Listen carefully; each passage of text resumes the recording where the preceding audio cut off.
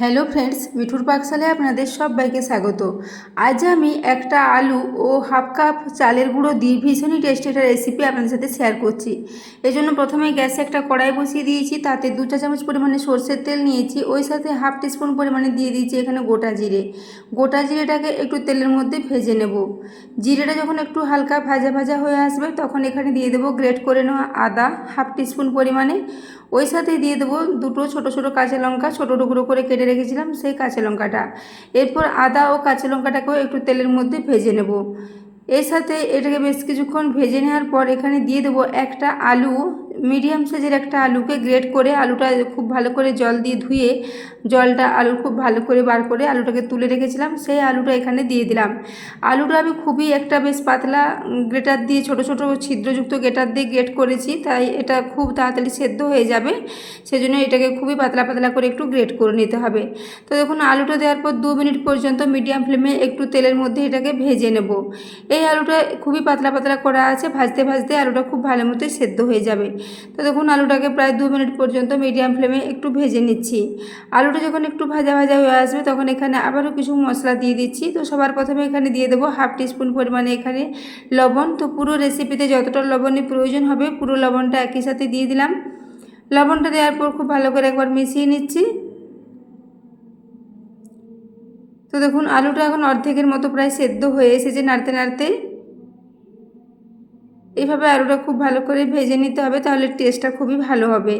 তো বন্ধুরা, আজকের রেসিপিটা ভীষণই টেস্টি একটা রেসিপিটা আপনাদের কেমন লেগেছে কমেন্টে জানাতে ভুলবেন না।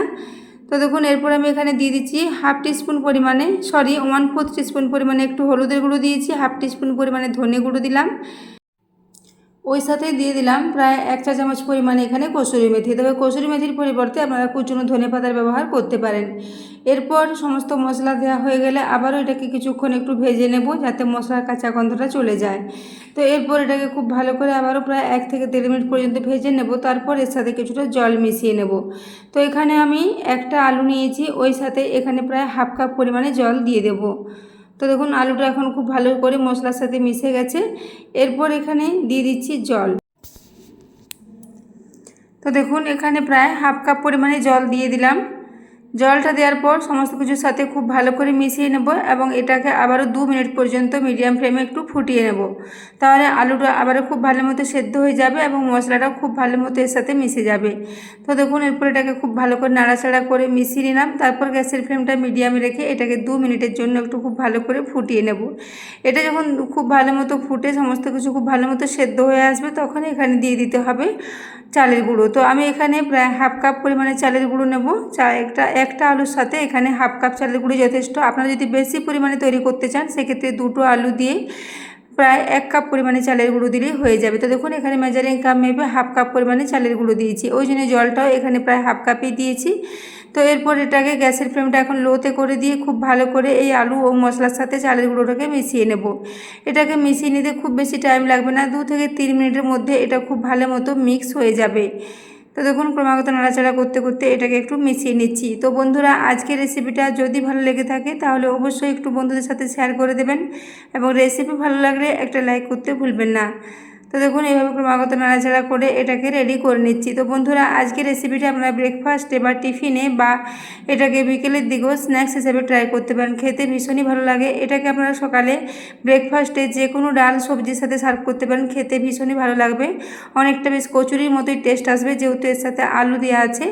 তো বন্ধুরা, আজকের রেসিপিটা ভালো লেগে থাকলে অবশ্যই চ্যানেলটি সাবস্ক্রাইব করে আমার পাশে থাকবেন এবং পাশে থাকা বেল আইকনটি অবশ্যই প্রেস করে রাখবেন, তাহলে আমি যে কোনো নোটিফিকেশানে ছাড়ি না কেন তা সবার আগে আপনার কাছে পৌঁছে যাবে। তো দেখুন, এইভাবে এটাকে নাড়াচাড়া করতে করতে খুব ভালো করে রেডি করে নিয়েছি। এটা এখন খুব ভালো করে মিক্স হয়ে গেছে। এরপর এটাকে গ্যাস থেকে নামিয়ে 2 মিনিটের জন্য একটু ঠান্ডা করে নিতে হবে। গ্যাসের ফ্লেমটা এখন অফ করে দিয়েছি। তো দেখুন, হাতে করে একটু চেক করে নিচ্ছি। দেখুন, এটা খুব ভালো মতো জমাট বেঁধে যাচ্ছে এবং হাতে করে এটাকে গোল গোল করে পাকানো যাচ্ছে। তো এই অবস্থায় এটাকে গ্যাস থেকে নামিয়ে নিয়েছি। এরপর 2 মিনিটের জন্য একটু নিচে এটাকে ঠান্ডা করে নেব। এটা একটু ঠান্ডা হয়ে গেলে হাতে করে এর একটা বেশ নরম ডো মতো রেডি করে নেব। তো এখন দেখুন, এটা অনেকটাই ঠান্ডা হয়ে গেছে, হালকা হালকা গরম আছে। এই অবস্থায় এটাকে খুব ভালো করে একটু মেখে নিচ্ছি, একটা বেশ নরম ডো করে রেডি করে নিচ্ছি। তো বন্ধুরা, আজকের রেসিপিটা আপনাদের কেমন লেগেছে একটা কমেন্ট করে অবশ্যই জানাবেন। তো দেখুন, এরপর এটাকে এইভাবে ক্রমাগত নাড়াচাড়া করতে করতে একটা বেশ মসৃণ ডো মতো রেডি করে নেব। তো বন্ধুরা, আমরা তো চালের গুঁড়ো দিয়ে অনেকভাবে অনেক রেসিপি রেডি করে থাকি। এই রেসিপিটা একবার অবশ্যই বাড়িতে ট্রাই করবেন। এটা বাচ্চা থেকে বড় সবাই ভীষণই পছন্দ করবে।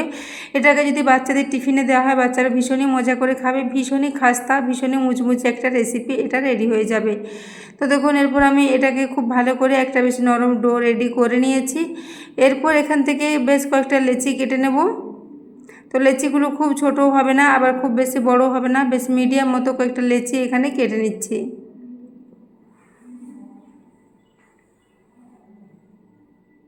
তো দেখুন, এইভাবে কয়েকটা লেচি এখানে আগে রেডি করে নিচ্ছি। এইভাবে দেখুন সবগুলোকে হাতে করে তারপর গোল গোল করে রেডি করে নিয়েছি। এইভাবে বেশ মিডিয়াম মতো কয়েকটা লেচি এখানে কেটে রেডি করে নিয়েছি। এরপর এগুলোকে একটা চাকি বেলুনের সাহায্যে নিয়ে বেলে নিতে হবে। তো সেই জন্য একটা চাকতি বেলুন নিয়ে নিয়েছি, তার উপরে একটু শুকনো চালের গুঁড়ি ছড়িয়ে দিচ্ছি।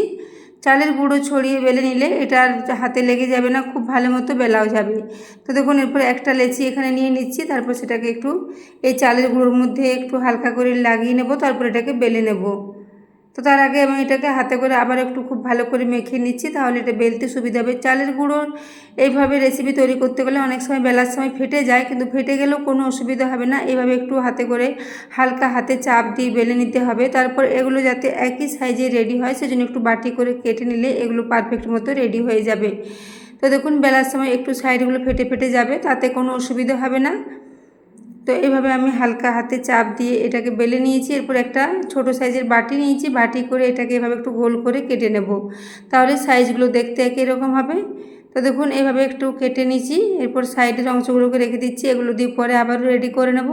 তো এইভাবে দেখুন প্রত্যেকটাকে আমি আগে বেলে নেব। এগুলো ঠিক পুরির মতোই হবে, লুচি বা পুরি যেভাবে আমরা বাড়িতে রেডি করে রাখি সেরকমই তৈরি করে নিতে হবে। তো এগুলো একটু মোটা মোটা হবে, লুচির মতো অতটা পাতলা হবে না। তো দেখুন, এখন সবগুলোকেই আগে বেলে রেডি করে নিয়েছি। তো দেখতেই পাচ্ছেন এগুলো একটু মোটা মোটা আছে, এইভাবে এগুলোকে রেডি করে নিতে হবে। তারপর এগুলোকে তেলে ফ্রাই করে নেব। তো সেজন্য গ্যাসে আগে থেকে একটা কড়াতে প্রায় 1 বড় চামচ পরিমাণে তেল দিয়েছি। তেলটা এখন গরম হয়ে এসেছে। এরপর এটাকে আমি দিয়ে প্রায় 3 থেকে 4 মিনিটের মধ্যে একটু নাড়াচাড়া করে ভেজে নেব। তো গ্যাসের ফ্লেমটা মিডিয়ামে রেখেছি, মিডিয়াম ফ্লেমে এইভাবে এগুলোকে একটু নাড়াচাড়া করে উল্টে পাল্টে ভেজে নিচ্ছি। তো এগুলো খুব ভালো মতো ফুলে আসবে। তো দেখুন, এভাবে একটু নাড়াচাড়া করতে করতে খুব সুন্দর মতো এগুলো ফুলে যাবে। তো দেখুন, এইভাবে এটা খুব ভালো মতো ফুলে এসেছে। এরপর এগুলোকে উল্টে দিচ্ছি, উল্টে দিয়ে অপর দিকটাও এইভাবে আমি একটু ভেজে নিচ্ছি। তো আমি এখানে খুবই কম তেল দিয়ে এগুলোকে ভেজেছি, আপনারা চাইলে পুরো বেশি পরিমাণে তেল দিয়ে এগুলোকে একদম ডিপ ফ্রাই করেও ভাজতে পারেন, তাহলে এগুলো খুবই ভালো মতো ফ্রাই হয়ে যাবে। তো এইভাবে উপর থেকে একটু করে তেলে ছিটে দিয়ে দিয়ে এগুলোকে আমি ভেজে নিচ্ছি। তো দেখুন, প্রথমে একটা খুব ভালো করে ভেজে নিয়েছি। এইভাবে আমি একটা একটা করে দিয়ে ভেজে নেব, যেহেতু তেলের পরিমাণটা কম আছে, দুটো তিনটে একসাথে ফ্রাই করতে অসুবিধা হবে, সেই জন্য আমি একটা একটা করে দিয়েই ভেজে নিচ্ছি। তো দেখুন, আগে একটা ভেজে নিয়েছিলাম, তারপর আবারও একটা আপনাদের এখানে দেখিয়ে দিচ্ছি। দেখুন কতটা ভালো মতো এগুলো ফুলবে। এগুলো উপর থেকে ভীষণই খাস্তা মুচমুচে হবে এবং ভেতরটা খুবই নরম, এবং আলুর জন্য এর টেস্টটা ভীষণই ভালো হয়েছিল। তো বন্ধুরা, আজকের রেসিপিটা বাড়িতে অবশ্যই একবার ট্রাই করবেন, এবং ট্রাই করলে রেসিপি কেমন লেগেছে কমেন্টে জানাতে ভুলবেন না। তো দেখুন, এটাও নাড়াচাড়া করতে করতে খুব ভালো মতো ফুলে আসবে। এইভাবে এগুলো খুবই ভালো মতো ফুলেছে। তো বন্ধুরা, আজকের এই রেসিপিটা আপনারা আলু ও চালের গুঁড়োর কচুরি বলতে পারেন, একদম পারফেক্ট কচুরির মতো এটা টেস্ট এসেছিলো। তো দেখুন, এরপর আমি এটাকে তুলে নিলাম। এইভাবে বাকি যে কয়টা আছে সেগুলো একইভাবে ভেজে নিচ্ছি। তো দেখুন, প্রত্যেকটি খুব ভালো মতোই ফুলেছিল, দারুণ টেস্টি মতো এগুলো রেডি হয়েছিল। তো এরপর দেখুন সবগুলো একে একে ভেজে নিয়েছি, তারপর একটা প্লেটে এগুলোকে সাজিয়ে নেব। তো এগুলোকে আপনারা যে কোনো ধরনের চাটনি বা ডাল বা সবজির সাথে সার্ভ করতে পারেন, খেতে দুর্দান্ত লাগবে। তো আমি একটা প্লেটে এগুলোকে এরপর সার্ভ করে দিচ্ছি। তো আমি তো এগুলো বাড়িতে সকালে ব্রেকফাস্টে ছোলার ডালের সাথে সার্ভ করেছিলাম, আপনারা এগুলোকে যে কোনো ধরনের সবজির সাথে সার্ভ করতে পারেন, খেতে দুর্দান্ত লাগবে। তো দেখুন, এগুলো এরপর একটা প্লেটে সাজিয়ে নিয়েছি। এরপর একটা আওয়াজ আপনাদের দেখিয়ে দেবো। উপর থেকে ভীষণই খাস্তা ও মুচমুচে এবং ভেতরটা খুবই নরম, ঠান্ডা হওয়ার পরও এগুলো একই রকম থাকে। তো দেখুন, এর আওয়াজটা আপনারা বুঝতে পারছেন কতটা খাস্তা মতো রেডি হয়েছে, ভীষণই উপর থেকে খাস্তা হয়েছে, এবং গোটা জিরে দেওয়ার জন্য এর টেস্টটাও ভীষণই ভালো লেগেছিলো খেতে। তো এরপর দেখুন একটা কেটে দেখিয়ে দিচ্ছি কতটা নরম মতো এগুলো রেডি হয়েছে, উপর থেকে মুচমুচে এবং ভেতরটা খুবই নরম।